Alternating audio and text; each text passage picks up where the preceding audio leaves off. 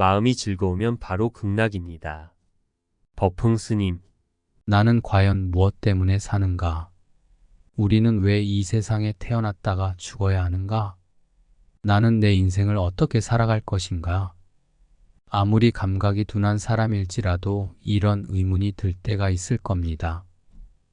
특히 조용한 밤중에 홀로 깨어 있거나 고통스런 일을 당했을 때나 저승길이 얼마 남지 않은 황혼역에서 이러한 의문이 가슴을 짓누르는 것을 느낄 것입니다. 안타깝고 답답하지요. 사실 누구나 자기 삶을 돌이켜 본다면 만족한다거나 자부심이 들기보다는 아쉽고 허무하고 무상한 생각이 드는 것이 대부분일 것입니다.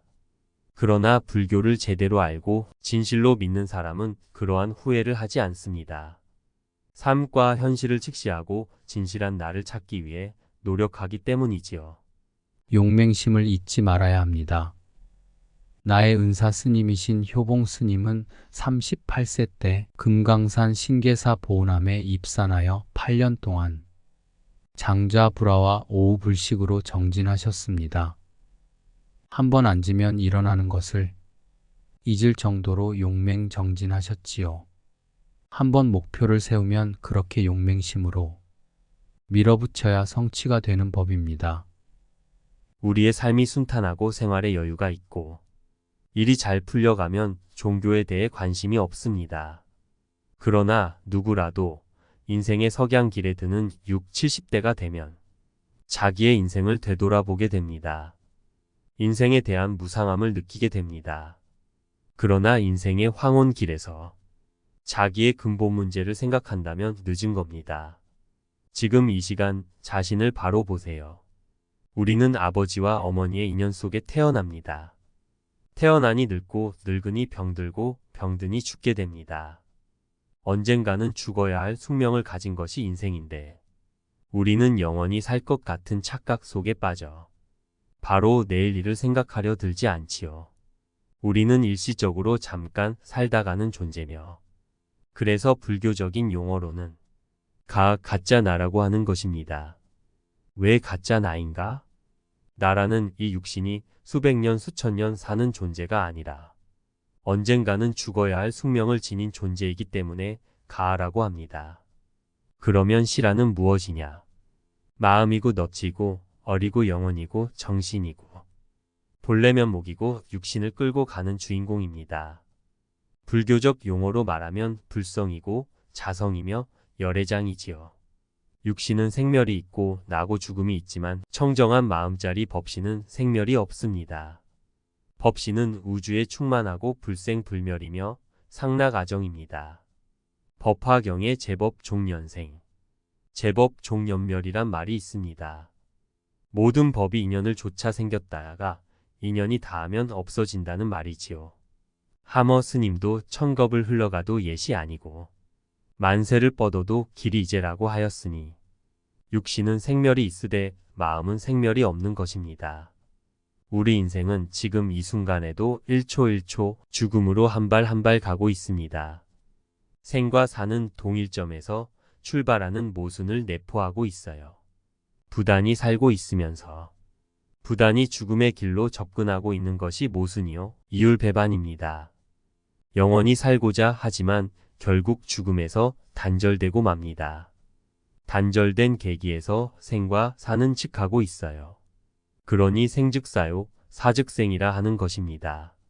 생사가 바로 열반이고 번뇌즉 볼이라는 말이 이래서 나왔습니다. 둘이 아닙니다. 부처란 말은 상주불변의 진리를 뜻합니다. 진리란 생멸이 없는 것이고 고금이 없어요. 동서고금을 통해 누구라도 그렇다고 시인할 수 있는 것이 진리입니다. 우주의 작용은 일정한 이법을 가지고 있습니다. 이 이법이 도이고 진리입니다. 우주에 가득 차 있는 진리를 인격화시킨 것이 부처예요. 인간의 몸 받기 어렵고 불법 만나기 어렵다고 했습니다. 인간의 몸으로 태어나 그 소중한 불법을 만났으니 돈을 많이 벌거나 명예를 탐하거나 남을 이기고 헐뜯고 경쟁하는데 쓸 것이 아니라 오로지 자기 자신의 인격을 완성하고 공동으로 우주의 대진리를 찾아내 성불에 이르는 것을 최고 목표로 삼으십시오. 이 세상의 모든 것은 나의 마음의 산물이요. 마음가짐에 의해서 좌우됩니다. 그래서 일체유심조라고 하는 것입니다. 존재 방법의 근본은 마음입니다. 마음은 형상과 모양과 빛깔을 갖고 있지 않지만 우리는 마음에 의해 움직이게 됩니다. 고통과 번뇌를 여의어 내 마음이 즐거우면 바로 극락인 것이고 내가 죄를 지어 괴롭고 고통스러우면 지옥입니다. 부처님법의 요체는 바로 중생이 겪는 삶의 고통을 벗어나자는 것입니다. 불교는 마음을 갈고 닦고 기르는 공부입니다.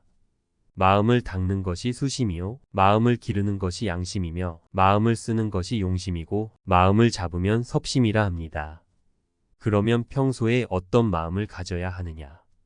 어떤 마음을 가져야 극락이고 마음을 잘 쓰는 것이냐? 첫째, 청정한 마음을 가져야 합니다. 광명정대한 마음, 청풍명월 같은 마음을 가져야 합니다. 임재선사께서도 청정심이 부처라 했어요. 청정한 마음, 깨끗한 마음은 북이나 권력에도 휘둘리지 않습니다. 두 번째는 감사하는 마음입니다. 부처님 은혜, 부모님 은혜, 스승의 은혜, 중생의 은혜에 감사하는 마음을 잊지 말아야 합니다. 이 세상에 홀로 존재하는 것은 아무것도 없습니다. 쌀 한 톨의 생산에도 우리가 사는 집도 자연의 수고와 수많은 사람이 관여하여 이루어낸 결과물입니다. 주의 깊게 살펴보면 감사할 일은 많습니다. 감사하는 마음이 확산될 때 이 세상은 밝아지고 평화로워집니다. 우리가 고통을 받는 것은 시도 때도 없이 번뇌가 치솟기 때문입니다. 강력한 정신 집중이 없으면 번뇌는 끊어지지 않지요. 그래서 참선을 해야 한다는 것입니다. 학문의 왕인 철학이라는 것은 개념을 논리에 의해서 구성해 놓은 세계입니다. 그러나 선은 논리와는 적입니다. 선은 정신 집중이고 공안에 대한 의심입니다. 강력한 정신 집중을 하기 위해 참선을 하는 것이지요. 오롯하게 정신 집중하여 이 마음을 깨쳐야 인간 존재의 진면목을 알 수 있게 됩니다. 참선을 하여 자성을 깨치면 생사를 해탈하고 선악의 근본을 알고 우주와 내가 둘이 아닌 이치를 알게 됩니다. 나라는 집착을 버리고 무명을 깨뜨리고 본래의 청정한 나로 돌아가고자 하는 것이 참선입니다. 참선이란 욕망과 아집으로 뭉쳐있는 삶을 근원적으로 비판, 탈각해서 진실하고 자비롭게 살자는 것입니다. 우리의 현실은 지식이나 분별작용, 자기주관으로 뭉쳐져 있어서 삼라만상을 하나의 생명 근원으로 보는 전인적인 입장이 아니라 그때그때 필요에 의해 파악되는 협소한 개인의 주관적인 분별의 투영입니다. 참선은 열심히 하면 전인적이고 근본적인 입장에서 사물을 보게 됩니다. 세속 사람들이 구하고자 하는 것은 전부 고통 덩어리입니다. 세속 사람들은 적자생존의 법칙하에 환경의 지배를 받아먹고 살기 위해 온갖 노력을 기울이다 보니 돋깨칠 여력이 없다고 합니다. 다람쥐 쳇바퀴 돌듯 하루하루를 습에 따라 보내지요. 생사에 매여 있다는 말이 바로 이것입니다. 미혹한 중생으로 머물러 윤회의 고통을 반복해야 하겠습니까? 부처님법이 최고라는 사실을 알게 된 이상 부처가 되고자 노력해야 하지 않겠습니까? 미혹한 중생이 세속에 부대껴 살며 부처가 되는 길이 그리 쉽겠습니까? 죽을 고비를 몇 번씩 넘겨도 될까 말까 하지 않겠어요. 이 좋은 법이 있는 줄 알게 된 이상 마음을 닦는 수행을 꾸준히 해야 발전이 있습니다. 형상 앞에 나아가 무엇을 얻게 해달라고 열심히 빈다고 그것이 참다운 기도가 아닙니다. 기도나 예불은 스스로의 마음을 청정하게 해 부처님께 진심으로 귀의하는 것을 말합니다. 지극한 마음이 우선이지요. 우주의 본질을 보고 내 생명의 본질을 깨닫고 만 가지 다른 모습에서도 본 성품을 보고 결국 나의 생명이나 우주의 모든 중생이 근본은 같다는 것을 깨닫는 것이 부처님법입니다. 나라는 인간이 무엇인지 자기의 본래 면목이 무엇인지 모른다면 어떤 일도 제대로 할 수 없습니다. 이 세상이 말세가 되어 혼탁한 것은 자기 자신을 모른 채 가아의 정신이 팔려 모두가 진실한 참나에 관심이 없기 때문입니다. 불교를 제대로 믿으면 우리는 매일매일 새롭게 발전할 수 있습니다. 보성 스님 인터뷰. 내가 본 효봉 스님의 마지막 제자 법흥 스님. 스님과 법정 스님이 동화사 효봉 스님 앞에서 처음 만났죠. 법정 스님은 나보다 일찍 중이 됐지. 당시 법정 스님은 성가 귀감을 번역하고 있었어. 법정 스님이 동화사에 왔는데 그때 처음 봤어. 효봉 스님이 법정이 법흥이 들어와라 하셨지. 들어가니 화두를 어떻게 들고 있느냐 하셨어. 법정 스님이나 나는 아무 말도 못했지. 법정 스님도 생각이 책에 있었으니까. 그래 화두가 잘 안 들린다고 하니까 공부 옳게 하지 않아서 그렇다고 하셨지.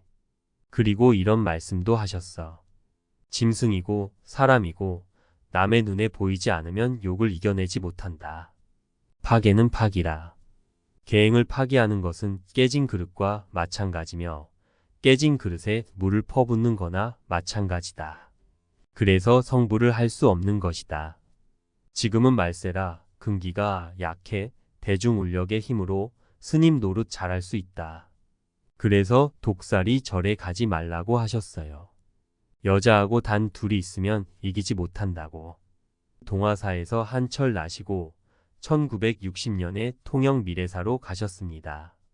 그렇지. 3.15 부정선거 투표한 후에 효봉 스님을 모시고 갔지. 한 번은 미래사에서 마을 사람들과 갈등이 있었어. 미래사 땅을 놓고 마을 사람들 100여 명이 찾아와 미래사 대중들에게 행패를 부렸어.